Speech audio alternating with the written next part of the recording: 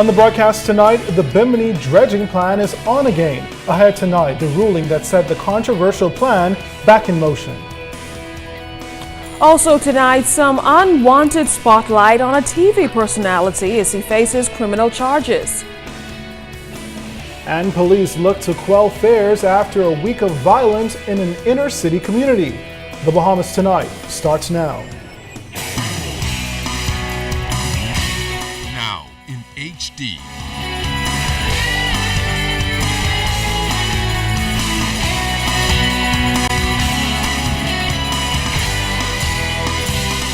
ZNS Network presents The Bahamas Tonight.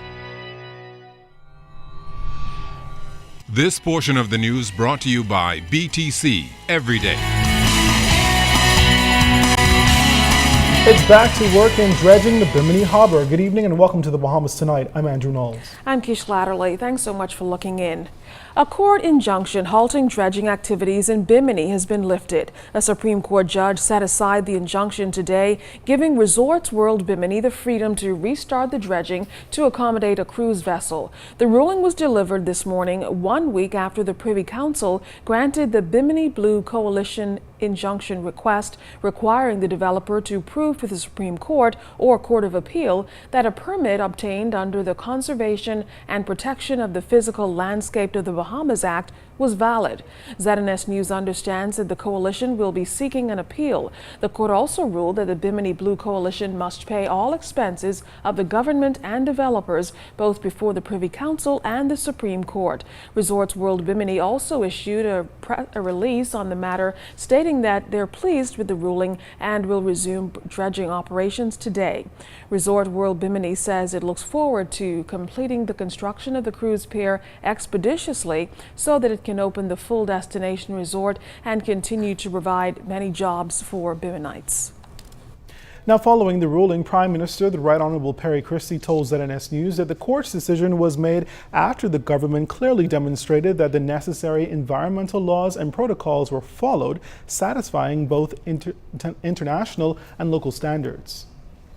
I am very hopeful that all of the debate, taking everything into consideration, that people in the fullness of time would see that we took a balanced approach, knowing that there will be some degradation whenever you make a decision for there to be development.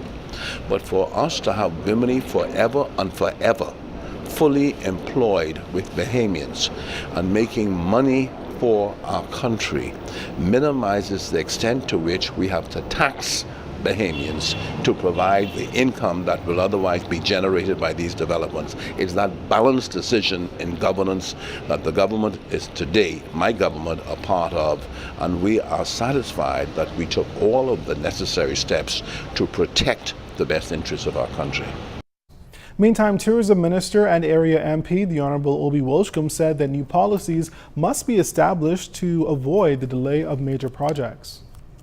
We have to get to the point where we introduce in the Bahamas what I call an environmental tribunal, where when a project is announced, you have 1 month to 45 days in which to put your protests. And then the protest is heard by a tribunal. Once that's complete, then you move, because what we do wrong in this country can't start things, stop it, start and stop. It's going to send the wrong message to the world. So because the environment does have a voice and we have to respect the voice, it's always imperative that you provide that opportunity. So if we create a paradigm where that can in fact take place, I think we'll be better off. 3 people, including the host of a local entertainment show, are facing some serious charges before the courts. Our friend Kerry was there as they answered to a list of fraud charges. 34-year-old talk show host Kenyon Williams, 32-year-old Monique Bethel, and 25-year-old Chavez Bain, wearing the white shirt, made their first appearance in the South Street Magistrate Court today. The trio is accused of stealing over $100,000 in cash and goods from a number of wholesale agencies and 2 residents. In court, Williams and Bethel pleaded not guilty to 7 counts of fraud by false pretenses and 1 count of attempted fraud. Bain and Williams also pleaded not guilty to conspiracy to commit fraud, while Bain denied that she facilitated Williams in obtaining $100,000 from Kristen Roll. The offenses allegedly took place between December of last year and May 6 of this year. Bain was granted $10,000 bail with 2 sureties, while the court granted Bethel $13,000 bail with 2 sureties and reporting conditions. The court also ordered that they be fitted with ankle bracelets.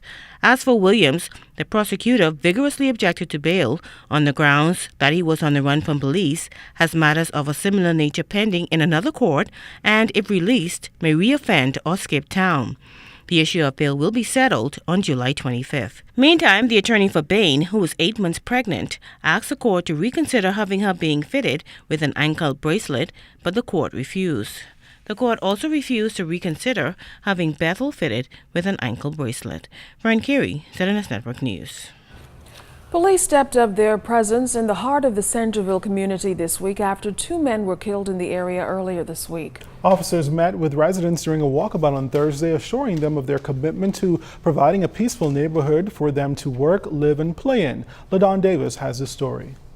The brutal killings of 2 young men in their early 20s through Odell Corner just days apart have forced police officers to beef up their presence in the heart of that inner city community. On Thursday, officers went door to door speaking to residents about their efforts to deter criminal activity, particularly by persons who do not live in the area. Press Liaison Officer Superintendent Stephen Dean says the latest act of what appears to be retaliation among young men is a major concern to the force. Persons who are being incarcerated, released out of jail, the next few days they are killed, and there's no question as to what has been happening, and there's the retaliation as a result of some acts they might have committed, because in some cases we have persons with ankle braces who on bail are being the perpetrators. In most cases these are not our citizens who want a better country, who are trying to do what is right. These are persons who are in and out of the system. We have to find the measures and the way to make sure they stay behind bars where they belong. Officer in charge of the Centerville Urban Renewal, Inspector Ricardo Richardson, refuted rumors that police officers wait until something happens to react. He says police patrols are carried out on a regular basis. We walk the community constantly. We speak with the neighbors, the residents within the community. We try and find out from them how they feel about crime within the community, and what are some of the things that they think that we as the police need to do, to make them feel a lot better within their community. Our officers work hard every day. They put on that uniform, they come out, they love their country. And we need all of our citizens, everybody, to get this community spirit and develop this love for country. And I believe once we develop this love for country, love for ourselves, be more respectful, we will see better communities. LaDon Davis, ZMS Network News. Still ahead for us tonight, a closer look at the mandate of agriculture and marine researchers in Andros. You're watching The Bahamas Tonight. This segment of the news is brought to you by Shell Quality Fuels.